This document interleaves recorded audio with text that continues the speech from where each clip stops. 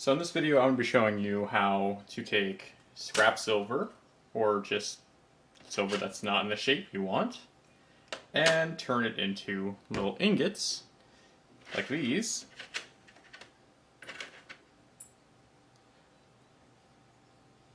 And then turn these into sheet metal or wire.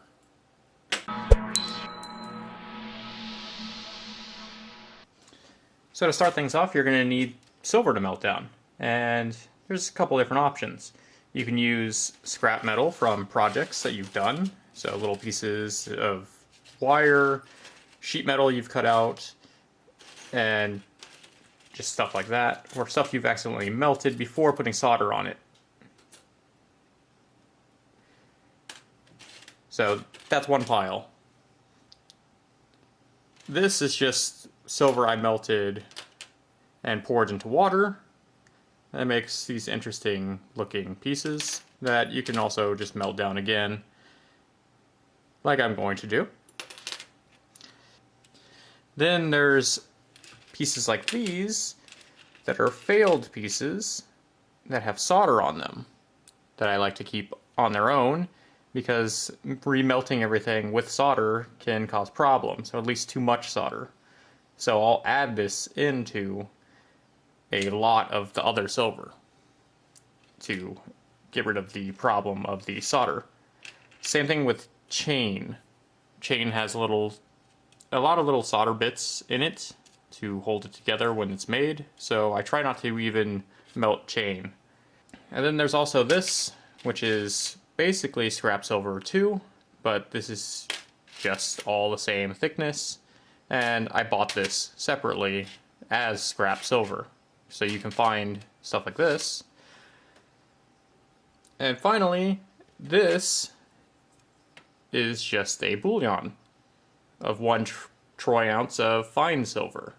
So all the rest of this is sterling, and this is fine silver. So this is weaker than all of that, but you can melt this down and add copper to it and make your own sterling silver.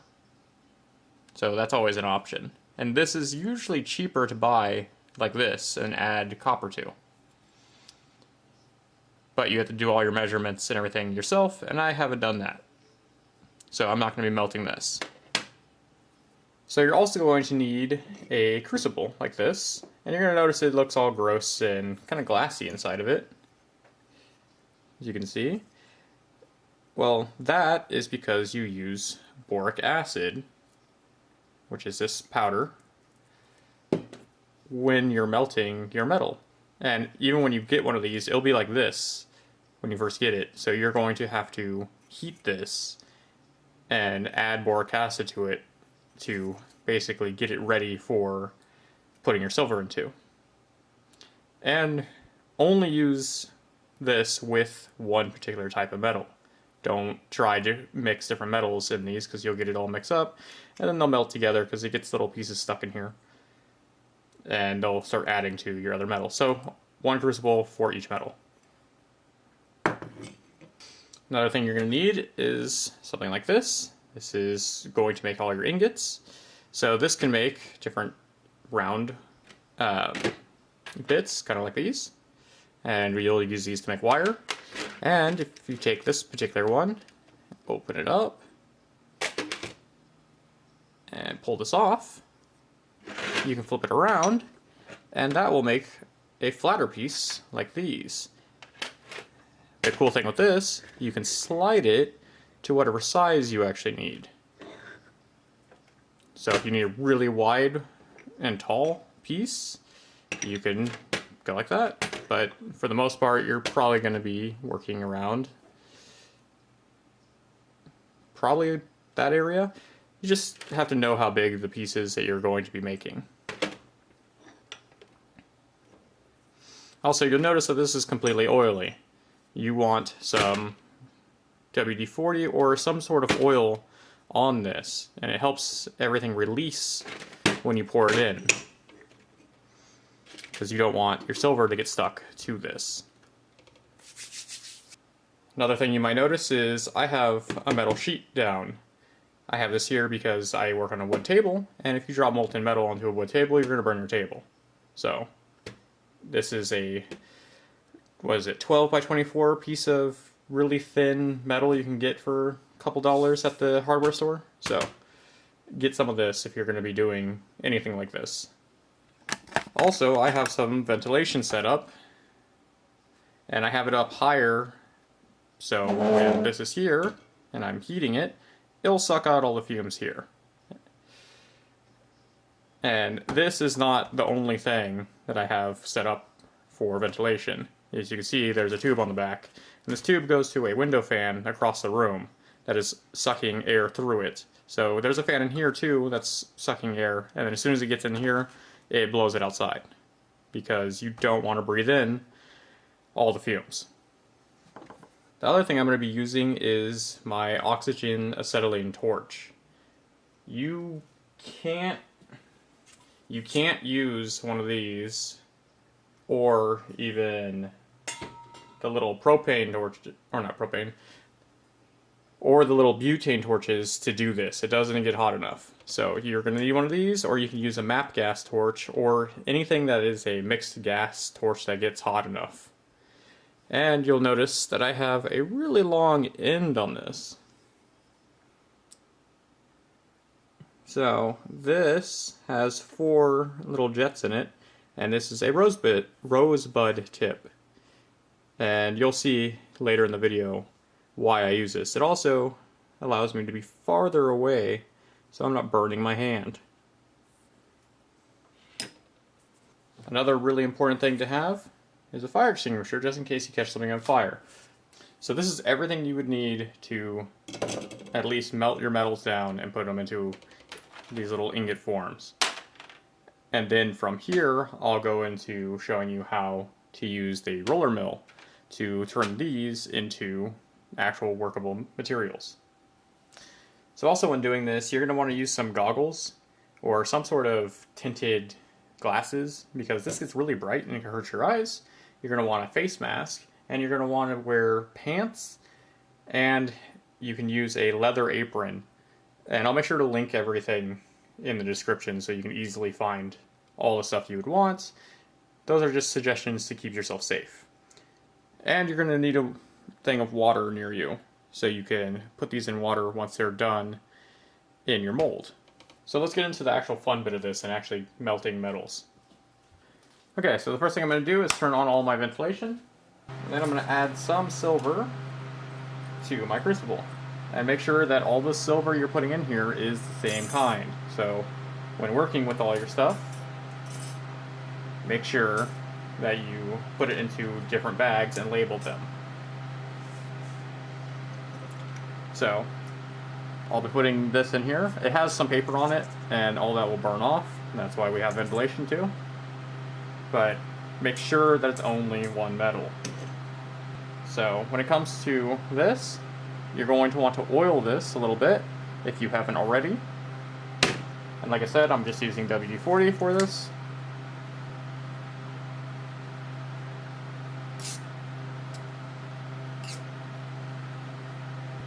And you can over oil this, so you can just pour it out.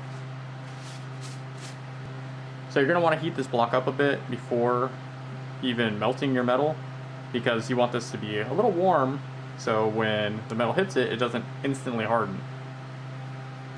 And because this is a giant piece of steel, it holds heat really well. And this is when you can actually use a propane tank, so you're not wasting your oxygen acetylene setup. You also don't want to heat it too much where you burn off all the oil. So it's a little fine line, but for the most part, just heat it up. And don't touch it, because it's going to burn you. When you get them set up like this too, for the circles at least, or the wire, make sure that they're actually circles, because you can end up with something like this if they're not lined up perfectly. This will still work in the roller, but you want it to be more like that. Anyways, we're going to get back to this, and here is my torch. I'm going to start with the acetylene first, and light it. There we go. You can see if it'll focus. There we go. It has multiple jets.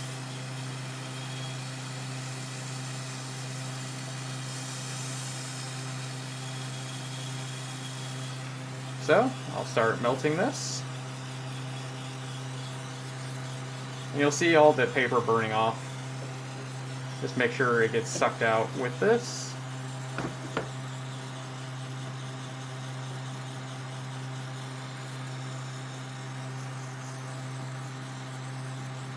And then I'm going to take a pinch of the boric acid and put it in there.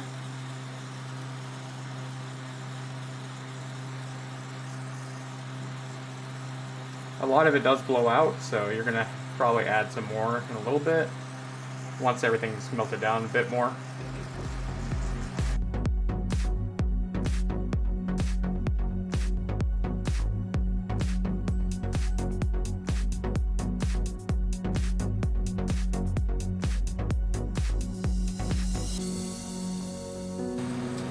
So there we go, we have all the silver melted. Add some more of the boric acid in there. And then I'm just going to wait on it a little bit to get it more of a liquid. You want it to move around just like a liquid would.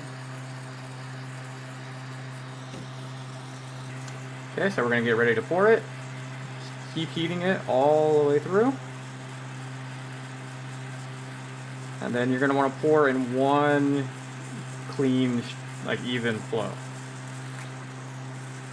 If you have anything left over like that, just pour into a different one, because if you mix them together afterwards, they just won't combine. So, that's like that. It's already hardened. It's also super hot. So, you might be able to touch this with no problem. I can take that off. That's super hot though. So, I'm going to use some long pliers and open it up. There we go.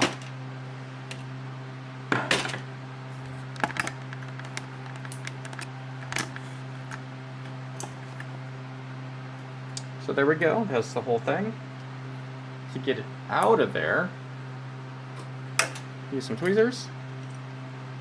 And since we used the oil and everything, it should just release.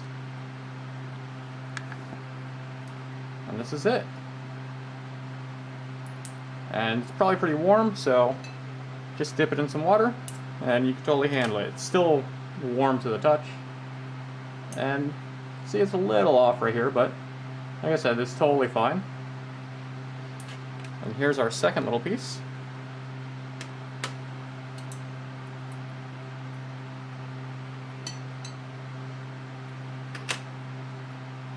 So, that's it. And even something as small as this, if you wanted to make smaller gauge wire, this will make a lot of wire. And these are going to make a bunch of wire, depending on what gauge you need.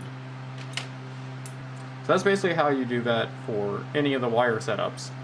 But if you want to do the sheet metal, I'll show you that now. So like I said before, you set it up to whatever size you're wanting the width to be.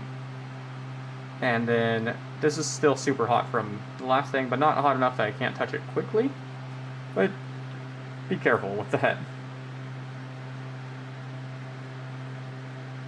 So I'm going to make it about that big.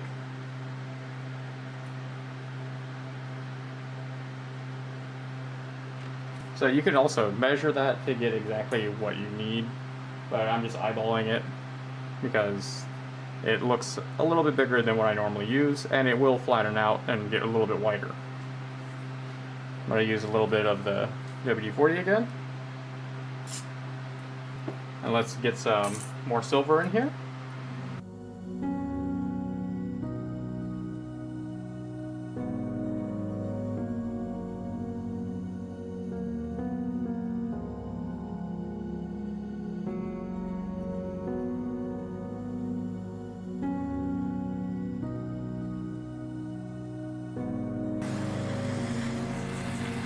Okay, I'm just going to get this ready to pour.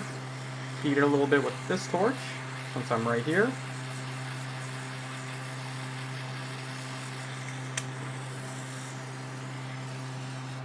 There we go.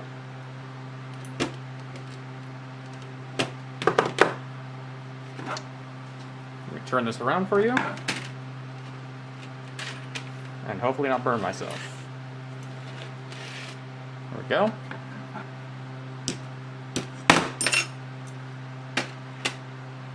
So here is your piece of sheet metal. And you're going to have this little bit you're going to have to cut off, and you can take that and use it later to melt into more metal. So the next step after making all these is turning them into what you actually want them to be. And you're going to need to measure them if you're going to figure out what gauge you need or what thickness. So there's this handy tool that you can use that I actually got in one of my supply boxes that you can just put these over your piece, if I can get it on there, and it'll tell you what gauge it is real quick. So, like this is a 3 gauge, this whole thing, and this one is about a 5 or 6. It's just a little oblong, so.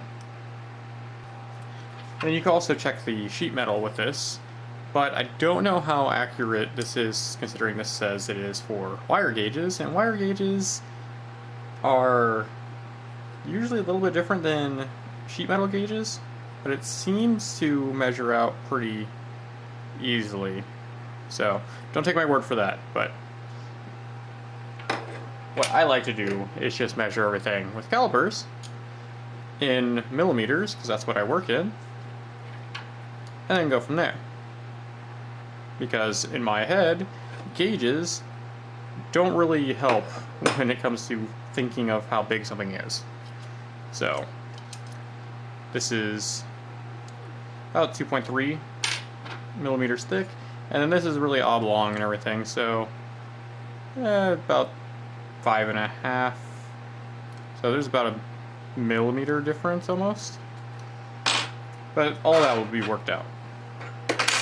Also, on the back of this, if you use inches, it has inches instead of gauges. And just to show that it's accurate, this is 16 gauge wire. So if you go on here and find the 16, it fits. And if you go to 15, it's a little loose. If you go to 17, it doesn't fit. And also, if you're in 16, if I can find where 16 is, it'll be 0.051. And if you take your caliper and go into inches and measure this, it's about exactly what it said. So let's start turning this into actual wire and whatnot. So you're going to need a roller mill with wire rollers. You're also going to need your heating area still, because after so many times going through here, you're going to have to re-anneal it and then go through here, because it'll work harden and you can start cracking your wire and make weak points, and you don't want that. So keep that out. We're going to be using these to anneal it, because why waste expensive gas when you can use cheap gas? So, roller mills are normally bolted down. This one is not, and I know I said I was going to, and people have said in the comments how I could bolt this down. I just haven't yet, but I do plan on putting anchors into the table that are flush that I can put bolts into, bolt this down whenever I need it, and then take it off, because I am limited on space. Disregard all that if you don't care. So, first thing, make sure this is free spinning and bolted down. Then you're going to I'm going to take this tiny one first to show how much wire you can get out of something like this, because you wouldn't think this would do anything. Okay, so for this little piece, we're going to adjust this down if I turn the right way. Yeah, there we go. So see how this right here is closing?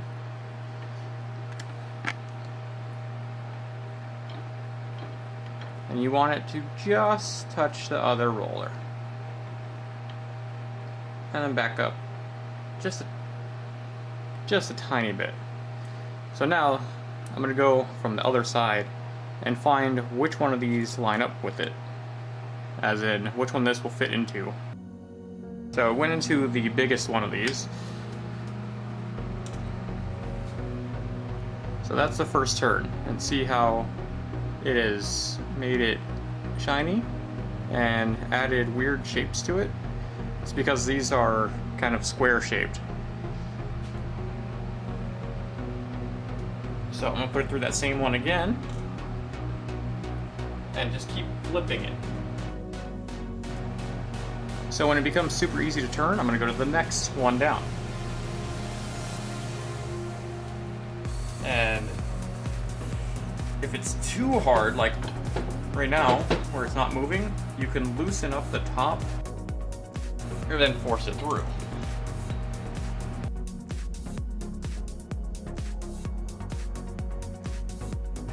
So here it is so far, and you can already tell it's longer than it was, and it's becoming more uniform. So I'm going to heat this to anneal it, and then continue down until we get some thinner wire.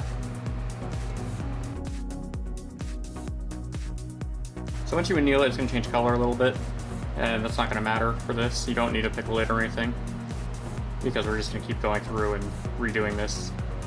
But make sure you get all the water off this, because your rollers are steel and you can rust the rollers. So back over to our roller mill.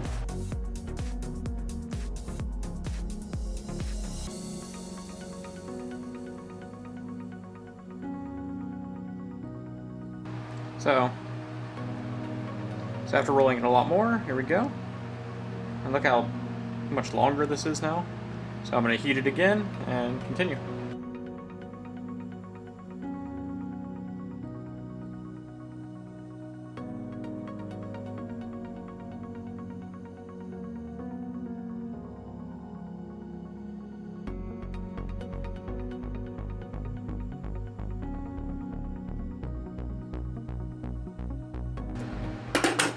So after all of that, here is the wire. So a couple things you'll notice: it's not straight, and it is square. So to fix the non-straight problem, you'll have to anneal this again and just kind of straighten it out how you would straighten out normally, or how you would normally straighten out wire, to the best of your ability, unless you have a tool for that. You can even kind of straighten it when it's hardened like this, to get it somewhat there. The other thing is, if you don't want square wire and you want round wire, you're going to have to use a draw plate setup, which I don't have or use because I don't have the area to set it up. It's basically a metal plate that you'll put this into and use some of these to grab one end, and this will attach to a hydraulic setup or basically a belt that you ratchet, and it will pull it through everything and it'll cleanly cut everything off, and you can get exactly the gauge you want. In round, you can even get square. I think there's triangle, there's a bunch of different shapes, but I don't use that because how it comes out of here, it's already squared, and that's how I use almost all of the wire I make, is squared, and then I will polish down whatever corners on my piece if needed. And you can see this wire is about 1 millimeter. So if we use our little gauge wheel, it should be somewhere around 17, 18. There you go. 17. So you can continue to go smaller with this up into a certain point of whatever your roller will go down to, or you can get a draw plate set up and pull it through to be as tiny as you want, or whatever shape you want. And just think, this piece of wire started out as a piece that was about that big and not that big around. So imagine how much wire you'll get out of something like this. So there's a bunch of different types of roller mills, and some of them have the wire parts alongside the sheet metal part. Well, this one's rollers you can switch out, but the problem is you have to switch them out every time you want to switch between the two different things. So to switch them out, you have to disassemble most of this and then put it back together with the new rollers in it. So I'm going to do that now. I'm going to fast forward through it to show you how much you have to take off and put back together just to get it switched over. This is a really good roller mill for beginners, and it's one of the cheapest ones, but that being said, you also have to deal with stuff like this.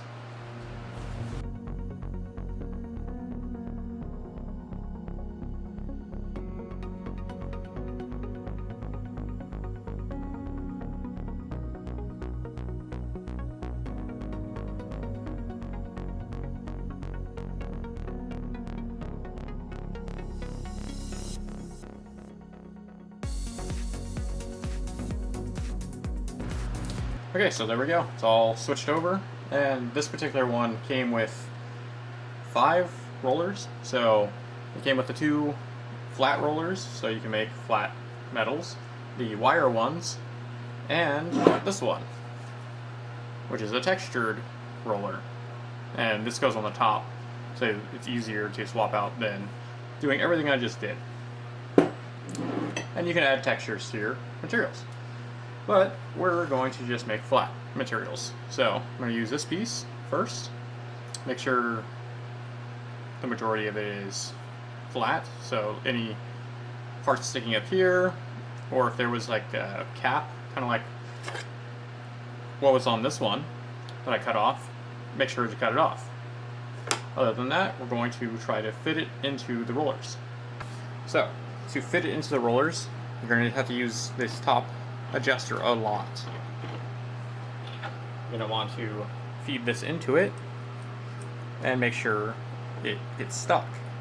And actually, I could use a thicker one to show you. See how this is too much movement. So if you did move it around, it would grab it a little bit, but it wouldn't be actually doing anything. So we want to tighten this. So now it's starting to actually grab it and pull it through. And you can see on here that it's getting some shiny flat spots on it, meaning that it's actually crushing it.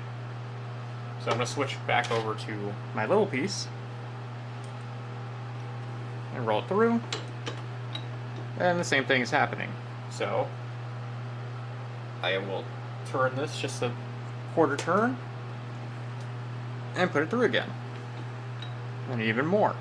So if you want this to start stretching longer and flatter, just keep putting it in the same way. If you want the whole thing to expand, you put it in this way and then put it through this way and put it and keep doing that.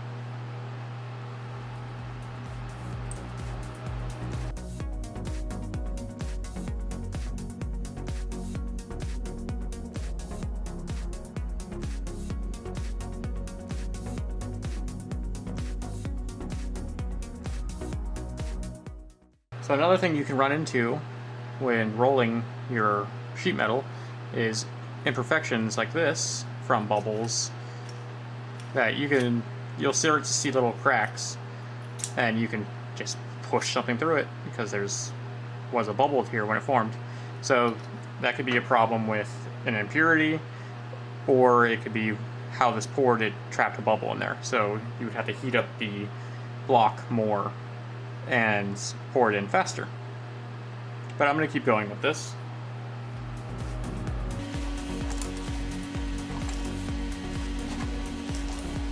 So it's getting pretty hard now, and I'm going to heat it to anneal it and continue.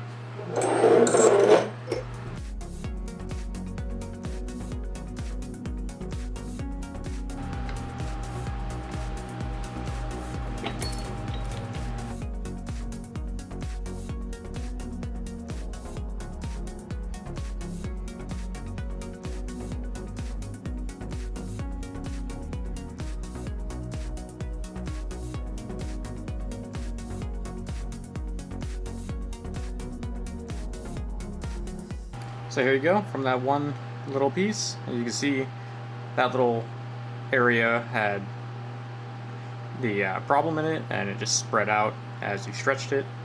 But there it is. It's still a usable silver sheet. And that's from a piece that was like that big, and probably that wide. So it's completely usable still, all in this area and all right here. Even if you wanted to make a ring blank, you can cut through here, and this whole thing could be a ring. And this is down to a little under half a millimeter thick, which you could stop at any point. And for those of you that understand gauges better, it's about 25 gauge. So yeah, there's a lot of practice and stuff needed to do this 100% every time, but you can recycle your own materials and continuously use them to make more jewelry. So for everyone that has a bunch of scrap silver and wants to reuse it and be able to cut back on their cost of buying pre-made sheet metal and pre-made wire, you can do so with kind of a small investment of a roller mill and some other things. If you already have a lot of it, then you're good to go, but it's about $200 to $300 for one of these roller mills on the cheaper end. I've seen some for lower 200s, but it just depends on what you can afford for these.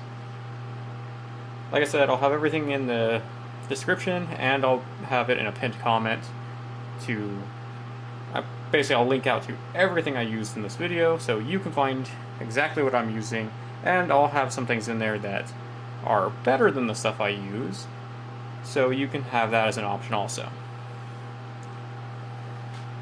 So that's it for this video. If you liked it, please feel free to leave a thumbs up, and if you have any questions or have suggestions for future videos, leave a comment. This was a poll that I did on my channel that was asking what you wanted to see next, and this is the one that won. So subscribe to my channel and you'll be able to see when I put out polls, so you can pick what the next video is going to be. Alright, well, thank you guys, and I'll see you guys next time. Bye.